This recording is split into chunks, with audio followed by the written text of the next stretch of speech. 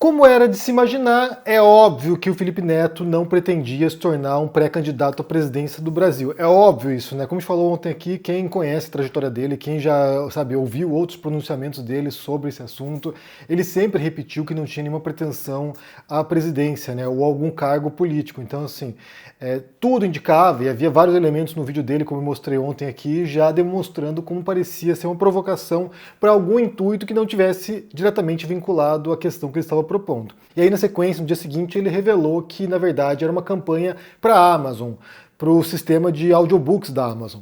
E aí, o que aconteceu foi que, bem, como eu falei ontem, muita gente da imprensa repercutiu a fala dele inicial como se fosse real, como se fosse algo, sabe, um pronunciamento oficial do Felipe Neto divulgando agora sua entrada na política. E aí eu quero dividir algumas coisas com vocês aqui sobre isso, né, e sobre, inclusive, a incapacidade de estabelecer comunicações autênticas com as pessoas, porque as pessoas não ouvem o que você diz, ou ouvem de maneira literal, ou são incapazes de refletir sobre o que foi dito. E aqui a gente fala da própria imprensa, a gente não fala de pessoas, né, usuários comuns de rede social, pessoas com baixa educação formal, pessoas que estão na pressa ali, tweetando ou fazendo alguma coisa e não prestam atenção no que leem. Estamos falando de profissionais da imprensa, jornalistas formados, que estão trabalhando em veículos de comunicação importantes no Brasil e que reproduziram o que ele disse ali sem qualquer tipo de reflexão crítica sobre se aquilo ali era real ou se era só um clickbait, se era só uma campanha publicitária, se era algum tipo de mensagem para alguma outra coisa. Não, eles compraram textualmente o que ele disse e reproduziram na imprensa. Como eu falei, não foi um jornal ou dois, foram vários jornais que fizeram isso. E aí, quando ele vem sabe, explica, né, o que é o teor do que ele disse, porque ele estava divulgando essa plataforma, e aí falando sobre o livro do George Orwell, aí você tem revista Veja aqui, um colunista da Veja, e a manchete é: o papelão de Felipe Neto ao mentir sobre candidatura à presidência. Influenciador divulgou o motivo do anúncio feito nessa quinta-feira, dia 3. E aí esse colunista aqui interpreta como se fosse mentira. E aí eu quero entender com vocês aqui, porque aqui entra em vários aspectos que a gente abordou também exaustivamente aqui, sobre fake news, sobre mentira, sobre desinformação, sobre distorção da realidade, sabe? Então, assim, a gente vai entrar em alguns aspectos que são importantes para compreender esse momento no mundo, né? Brasil e mundo, e o uso de redes sociais, e comunicação, jornalismo, e aí é claro, né, que ele não mentiu. Aqui a questão não é se ele mentiu, aqui é como ele utilizou um recurso retórico, como eu falei ontem, a ironia, para ele dizer o oposto do que ele queria dizer. Ele usou uma tática que pode ser questionável, pode dizer assim, pô, ele enganou a audiência, ele manipulou a audiência, ele usou uma propaganda de modo a distorcer ou causar essa sensação de desespero para saber o que ele vai dizer. Ele fez isso, e é uma tática usada pela publicidade aos montes, né? Então, assim, a gente pode até se indagar sobre o teor ético disso ou não, mas o fato é que estava claro quando você ouvia o que foi dito, né, e o modo, a linguagem visual e textual do que ele fez, é claro que ele queria dizer outra coisa, é claro que ele estava levando para outro ponto. Qual era o ponto não sabíamos, só foi revelado no dia seguinte, mas era óbvio que não era o teor, sabe, não devia ser lido textualmente aquilo.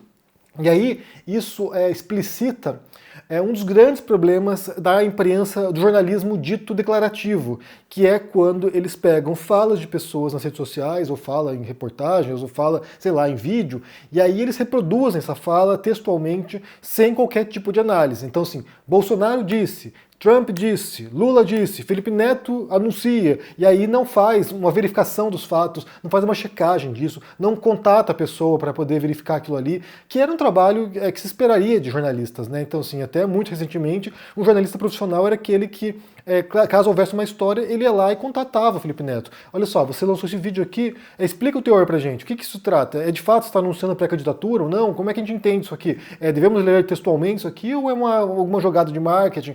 E aí a pessoa podia explicar ou não também, né? Daí você põe lá, olha, contatamos o fulano, ele não quis se manifestar. Mas não foi feito esse trabalho. Eu me recordo, anos atrás, talvez uns 20 anos atrás, quando começou o colapso desse modelo de jornalismo, que era o jornal impresso, né? Então, assim, os anunciantes pagavam lá o espaço publicitário no jornal, e aí migrou para esse modelo digital, né? Então, assim, os anunciantes agora são via AdSense, sei lá. Então, você tem outro modelo de negócio para venda de anúncios. E aí isso levou à falência vários veículos de comunicação, levou à falência vários jornais, muitas revistas fecharam as portas porque o modelo não era sustentável mais, e aí migrou para outro modelo.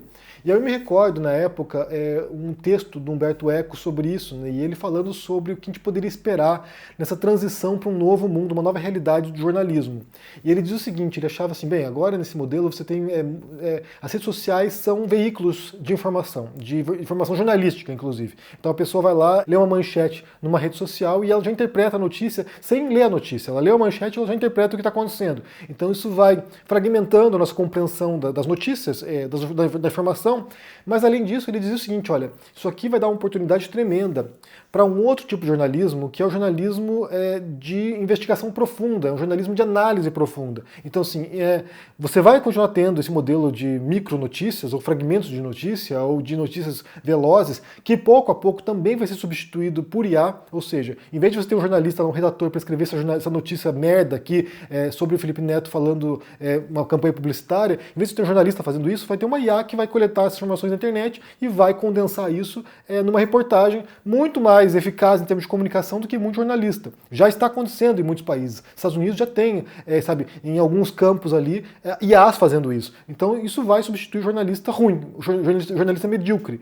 Mas isso daria oportunidade para que certos jornais, certas revistas mantivessem o estilo de jornalismo profundo, de análise. Então, assim, quais são os eventos e como a gente pode entender esses eventos. E aí fala com especialistas, fala com peritos, fala com pessoas, competentes em seus campos, para poder dissecar uma notícia, dissecar um evento, dissecar uma questão e apresentar para o leitor da imprensa como a gente pode entender aquele fenômeno e a relação daqueles fenômenos com outros fenômenos.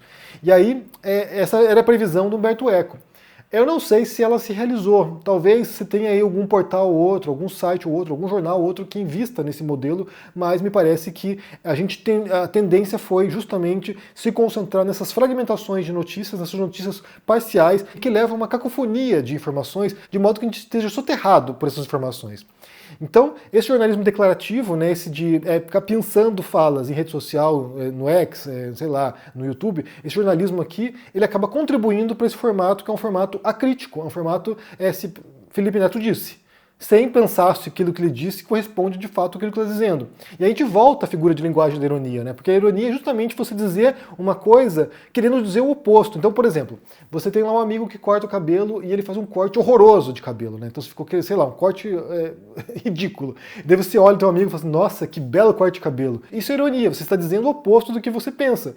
E é claro que o tom que você utiliza, o modo como você expressa, ajuda bastante a compreender que é uma ironia. E aí no mundo no qual a gente está, essa compreensão das coisas, ainda mais quando se trata de texto escrito, né? Porque quando é falado, você tem linguagem corporal, você tem o tom de voz, tem vários elementos paratextuais que ajudam a compreender a entonação daquilo ali, como deve ser compreendido. Quando se trata de texto, isso dificulta enormemente a compreensão. Então, assim, se você publica uma ironia numa rede social qualquer, a pessoa vai ter que tentar interpretar o que você está dizendo.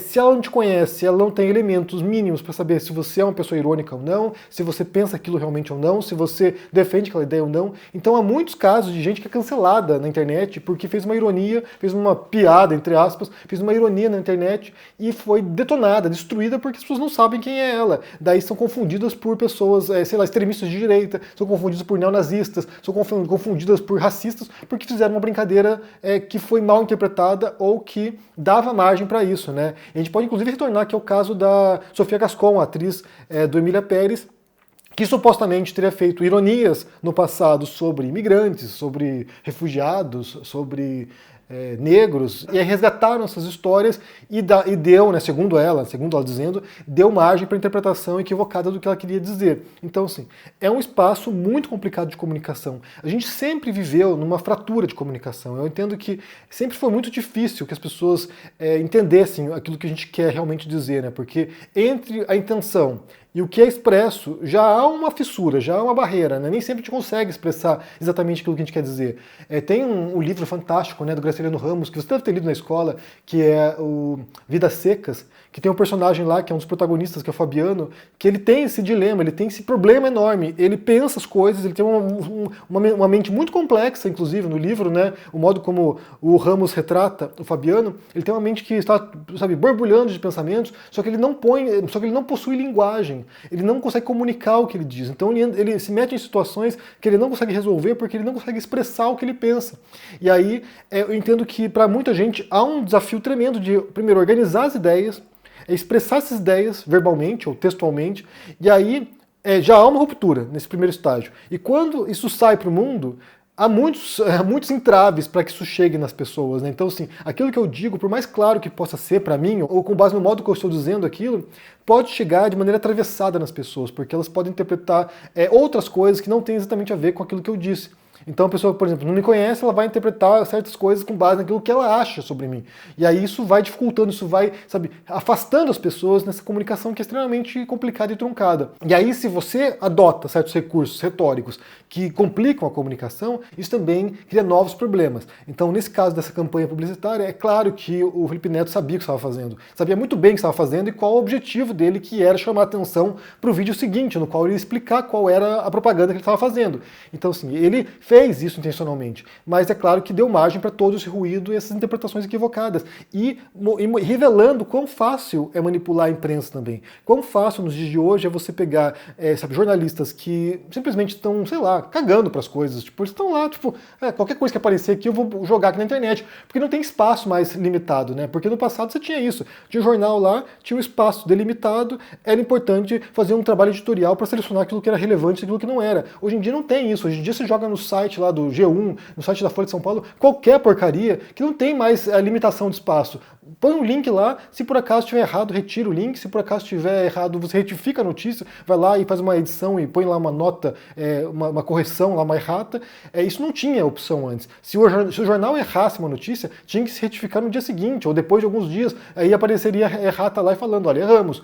Mas isso não tem mais agora limite, porque o cara pode vir aqui, esse colunista da Veja, qual é o nome dele? Essa pessoa da Veja aqui, que é a Nara Boechat, foi escrevendo, foi uma colunista. Ela pode vir aqui jogar essa manchete de que ele mentiu sobre a candidatura à presidência, e aí tudo bem, porque, sabe, tá tudo bem. É mais uma informação que vai sumir no dia seguinte, vai sumir depois de algumas horas na internet. Então é bem intrigante perceber essa dinâmica, inclusive sobre a comunicação, né?